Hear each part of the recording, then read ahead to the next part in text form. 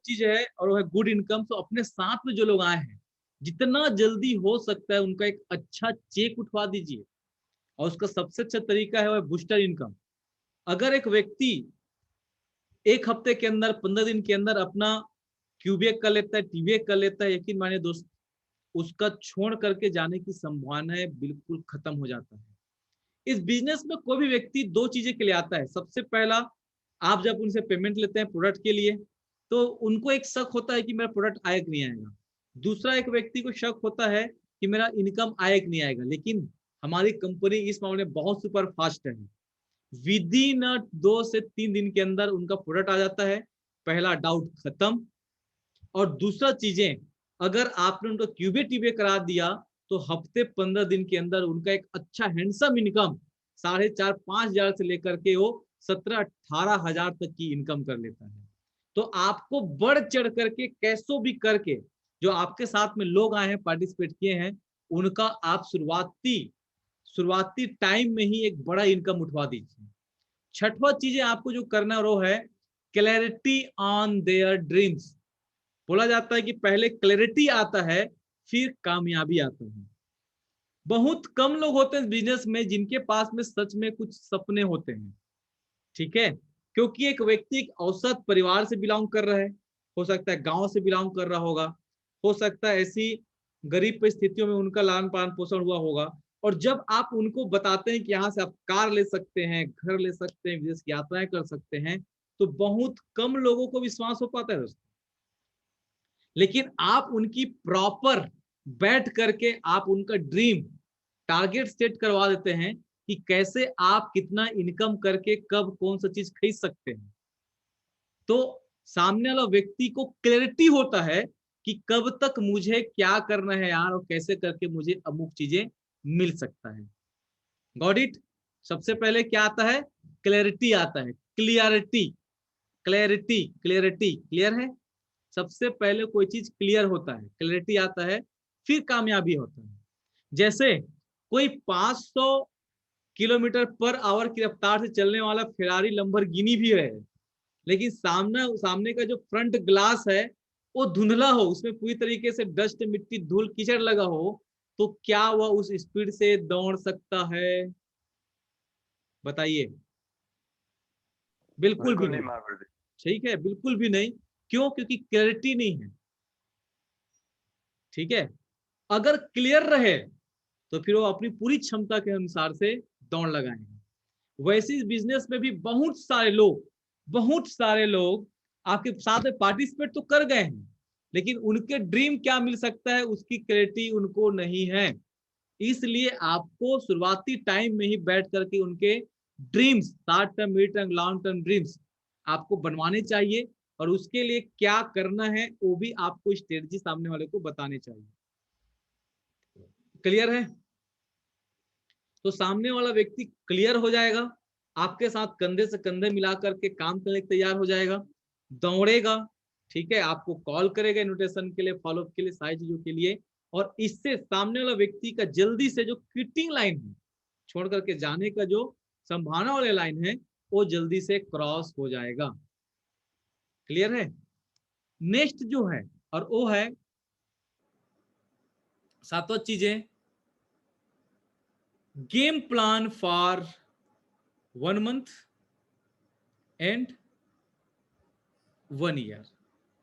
ठीक है, game plan क्या, कि कब आपको क्या करना चाहिए। 1 महीने के अंदर कितना बिजनेस कर लेना है, 3 महीने के अंदर कितना बिजनेस कर लेना है, 1 महीने के अंदर आप यहाँ पे क्या कितना करके क्या खरीदना है, 3 महीने में क्या खरीदना है, 6 महीने में क्या खरीदना है, और 1 साल तक एक टारगेट उनको बना के दीजिए कि 1 साल के भीतर में ये चीज कर लेना है यार। सामने वाला व्यक्ति को जब आप क्लैरिटी दे दोगे, ड्रीम दे दोगे, यकीन बता रहा हूं, आप जितना उनको तेजी से दौड़ाना चाहोगे आपके साथ वो दौड़ेगा और रेस का घोड़ा बन जाएगा। लेकिन एक व्यक्ति है जो बहुत फास्ट दौड़ सकता है, लेकिन उसके आप आंखों पे पट्टी बांध दिए, अब क्या होगा? हमारे साथ भी दोस्तों जो हमारे साथ नए बिजनेस में आते हैं ना, वो उनके साथ भी चीज होता है।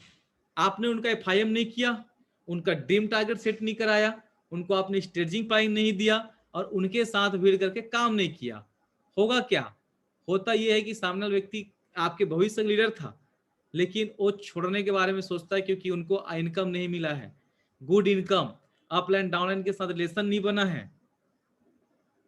ठीक है, अभी जैसे जितने भी लोग फन एंड फूड हमारे वाटर पार्क में थे एसएस फन में, आपको मैंने लगभग 1 साल का पूरा प्लानिंग बता दिया कि हम कब कब क्या क्या करने वाले हैं।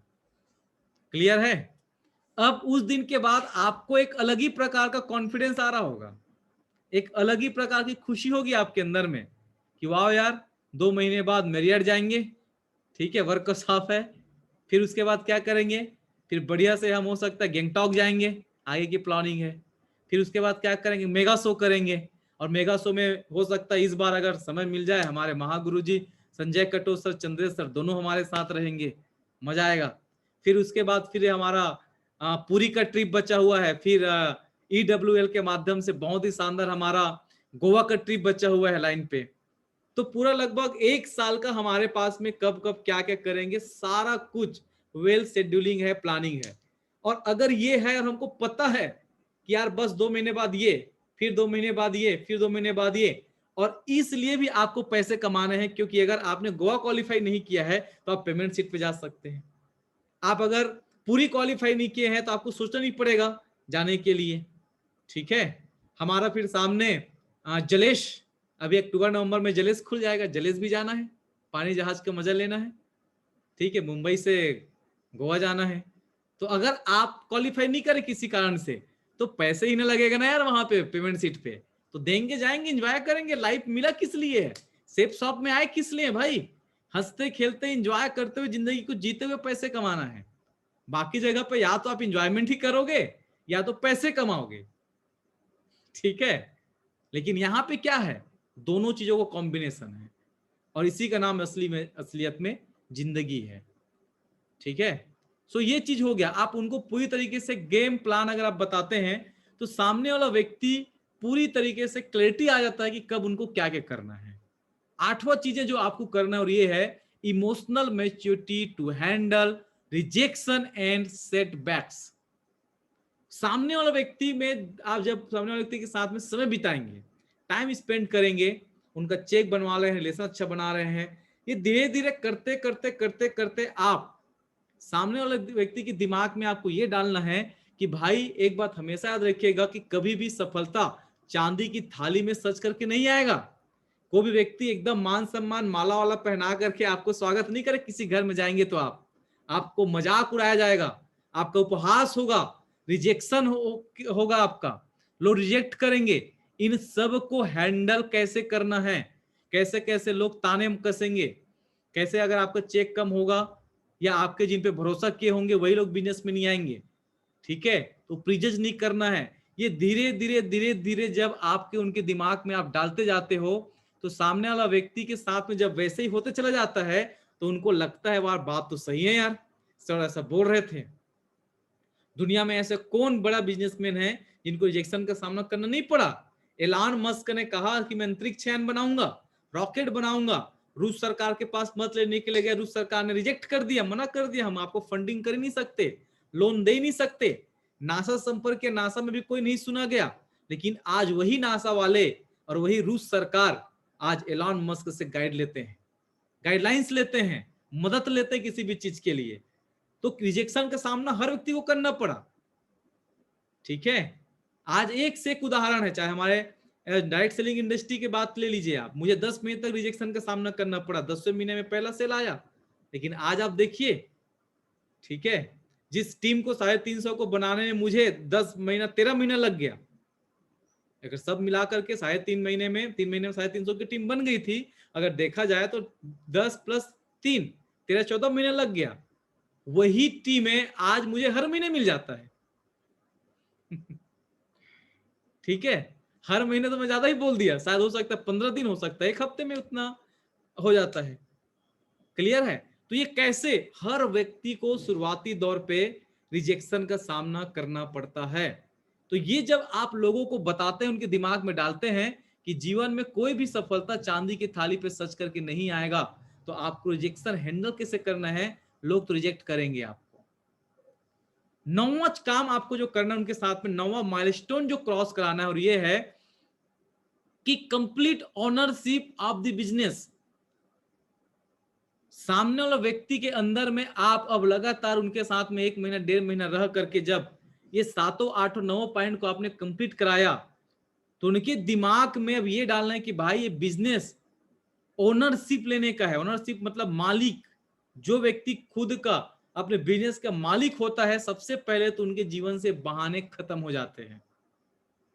और मैं आज आप लोग को एक एडवाइस करना चाहूंगा, अगर कोई भी आपके व्यक्ति, कोई भी अगर आपके टीम में कोई भी व्यक्ति अगर बहाने बनाना चालू कर दिया है, किसी भी चीज को लेकर के बहाने बना रहा है, तो आपको दूसरा व्यक्ति को ढूंढना की तैयारी चालू कर देनी चाहिए।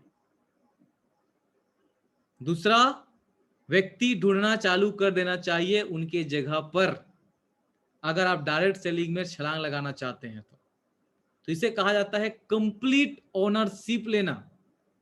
ठीक है, ओनरशिप मतलब क्या? No excuses.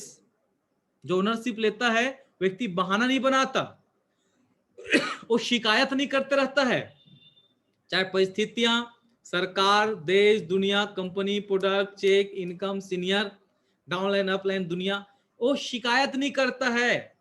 अगर जो व्यक्ति शिकायत कर रहा है, बहाने बना रहा है, वो सिस्टम को फॉलो नहीं कर रहा है, मतलब वो ओनरशिप लिया ही नहीं अपने बिजनेस को।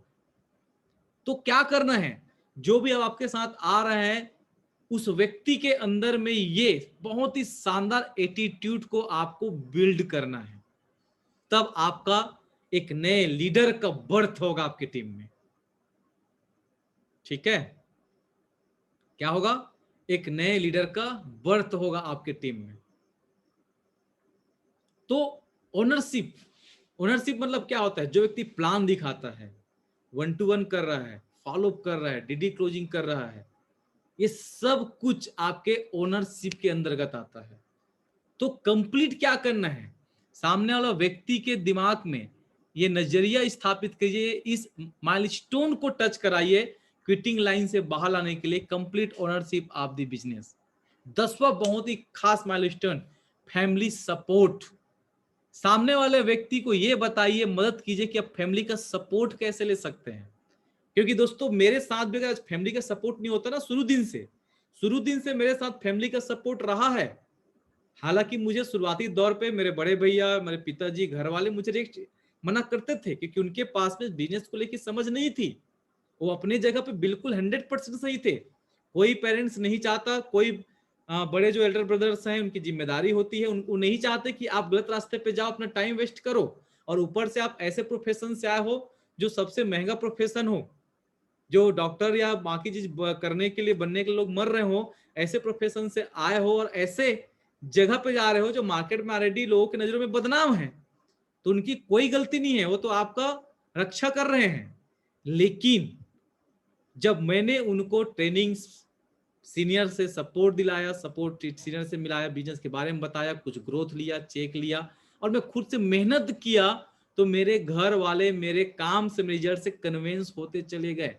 और एक समय ऐसे आया कि आज आप देख पा रहे हो कि पूरा परिवार हमारे इस बिजनेस में है और बहुत अच्छे से कर रहे हैं। तो आपको भी क्या करना है, जो भी लोग आपके साथ बिजनेस में आ रहे हैं, उनके लोगों को बिजनेस में, किसी प्रोग्राम में, किसी मेगा शो में ऐसे आपको अटैच कराना है, या हो सकता है कई बार सीनियर के साथ में टाइम लेकर के मिलवाना है, जिससे उनको फैमिली का सपोर्ट मिल सके। हस्बैंड को पता होगा कि वाइफ कहाँ जा रही है, वाइफ को पता होगा हस्बैंड कहाँ जा रहे हैं, माँ बाप को पता होगा कि बेटी कहाँ जा रही है, बेटा कहाँ जा रहा है, तो सपोर्ट ज्यादा अच्छे से मिल पाएगा। और उसको सही नॉलेज सही जगह से जोड़ने का एक ही तरीका है कि उनको कुछ शो में लाइए, सीनियर से मिलाइए, कुछ ऐसा चीज दिखाइए जिससे उनको लगे कि रियली यहाँ पर मेरा बेटा, मेरा बेटी, मेरे हस्बैंड, मेरा वाइफ सही जगह पे है, आगे फ्यूचर ब्राइट है। तो फैमिली का सपोर्ट जिन लोगों को मिलता है ना, सौभाग्यशाली है, क्योंकि उनका काम का स्पीड बहुत तेज हो जाता है। और नहीं मिलता तो आपको क्या करने की जरूरत है? रिजल्ट पे फोकस करने की जरूरत है। अगर आपको 1 दिन 2 दिन भी टाइम मिला है ना बिजनेस में, तो ऐसा कुछ कर जाइए कि आप रिजल्ट दिखा दीजिए घर वालों को, जिससे आपको सपोर्ट मिल सके। ठीक है, तो बहुत ही खास कदम है 9वां, और वो है फैमिली का सपोर्ट। अगर आप फैमिली का सपोर्ट दिला पाते हैं नए लोगों को, तो उनकी भी क्विटिंग लाइन से बाहर आने की संभावना बढ़ जाता है। 11 बहुत ही महत्वपूर्ण चीज है, स्टेज रिकॉग्निशन। इससे सामने वाला व्यक्ति के अंदर में क्या बढ़ता पता है? Faith and confidence. किस चीज के लिए? नेक्स्ट लेवल के लिए। नेक्स्ट लेवल में जाने के लिए उनके अंदर में बहुत ही जबरदस्त विश्वास बढ़ जाता है और कॉन्फिडेंस बढ़ जाता है। तो स्टेज में रिकॉग्निशन, आप सभी को पता होगा, सामने वाला टीवीए करता है तब भी अब स्टेज में सम्मानित मिलता है, 500 बीवी निकालता है तब भी उनको सम्मानित मिलता है, अभी रैंक चेंज करेंगे तब भी उनको स्टेज में सम्मानित होने का मौका मिलेगा। तो कुछ भी करके क्या करना है, नए व्यक्ति को स्टेज में रिकॉग्निशन दिलाने की जिम्मेदारी आपकी है। और ये आप जल्दी से नए लोगों के साथ में करवाते हैं तो क्विटिंग लाइन क्रॉस कर जाएंगे आपके लोग। क्योंकि बहुत जरूरी है दोस्तों, एक होता है बैठ करके ताली बजाना और दूसरा होता है कि कोई व्यक्ति स्टेज में है, लोग उनके ताली बजा रहे हैं। मतलब मैं अपनी खुद की बात करूं तो जब पहली बार मैं स्टेज में गया, मुझे सम्मानित किया गया किसी भी चीज के लिए, सिल्वर में मैं सम्मानित हुआ, तो मैं कौन से कलर का कपड़ा पहना था, कौन सी जूता पहना था, ठीक है, कौन से हॉल में था, कहां बैठा था, किनके माध्यम से रिकॉग्निशन हुआ और उस दिन क्या स्पीच में बोला गया था, वो भी चीज मुझे याद है। इवन मेरा गोल्ड शिप का, मेरा पर्ल शिप का, ठीक है, तो 5 का तो नहीं हुआ था, डायरेक्टली मैंने सीधा एमराल्ड का लिया था, फिर रूबी और डायमंड। सो आप समझिए कि दोस्तों रिकॉग्निशन, स्टेज बहुत मायना रखता है लोगों के लिए। जितना जल्दी हो सकता है लोगों को क्या कीजिए, स्टेज में किसी प्रकार से आने के लिए आप ऐसा कुछ अचीवमेंट दिलवाइए उनको। जब उनके लोग ताली बजाते हैं ना, उनका उत्साह बढ़ जाता है और अब उनके अंदर में विश्वास बढ़ चुका है अगले लेवल पे क्रॉस करने के लिए, कि मैंने इस चीज को अचीवमेंट लिया है, अब मैं अगला भी लेकर के दिखाऊंगा और ले जाऊं, मैं ले लूंगा। ऐसा उनके अंदर एक गजब का आत्मविश्वास बढ़ जाता है। ठीक है, सो 11वां महत्वपूर्ण चीज स्टेज रिकॉग्निशन। 12वां काम क्या करना है आपको, रैंक आर सम अचीवमेंट। सामने वाला व्यक्ति का कुछ रैंक अपग्रेड करवाइए, कुछ achievement, mobile, laptop, bike, company offer के क्वालिफिकेशन, ठीक है, बैंकॉक विदेश यात्रा, जो भी चीजें, छोटे से छोटे चीजें कुछ भी हो सकता है, सामने वाले व्यक्ति को अचीवमेंट आप दिलवाते हो तो उनके अंदर एक गजब का विश्वास बैठ जाता है, जिसे आत्मविश्वास बोल रहे हैं। और ये है कि ये कर लिया है तो मैं कुछ भी कर सकता हूं। Got it? ठीक है, मैं ये कर लिया हूं तो मैं कुछ भी कर सकता हूं, ये उनके मन में आ जाता है। उसके बाद क्या करना है,